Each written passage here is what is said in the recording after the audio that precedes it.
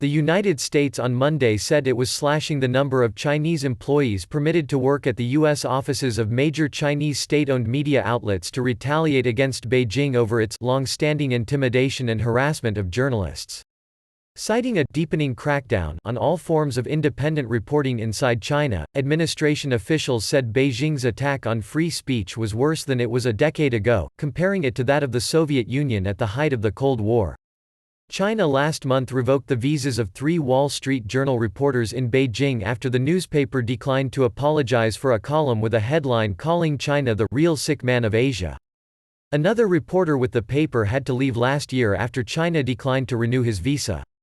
For years, the government of the People's Republic of China has imposed increasingly harsh surveillance, harassment, and intimidation against American and other foreign journalists operating in China.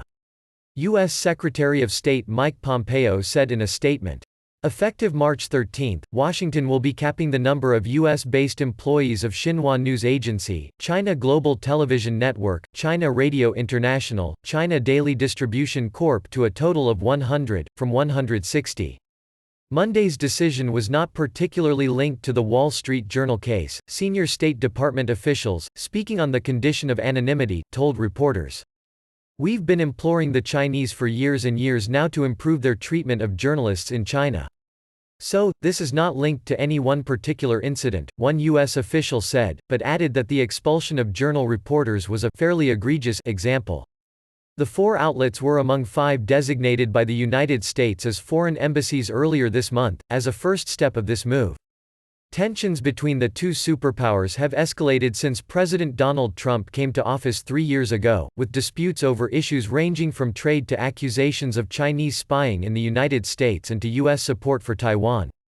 On Monday, the Foreign Correspondents Club of China said in a report that the Chinese government has weaponized visas as part of a stepped-up campaign of pressure on foreign journalists.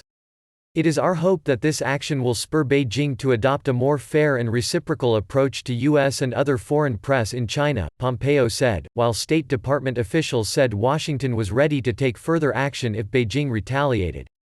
If in fact they decide to take this in a further negative direction, however, of course, all options would be on the table. "I can't tell you what in particular we would do, but we'd sit down, review the circumstances and then consider all of our options," the official said. The personnel caps would be placed on the entities as opposed to people, hence it would be up to the media outlets to decide the necessary staffing cuts, the officials said.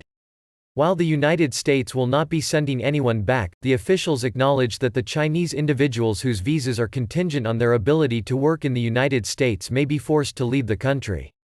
The United States would also be announcing in near future limits on duration of stay for Chinese citizens, administration officials said.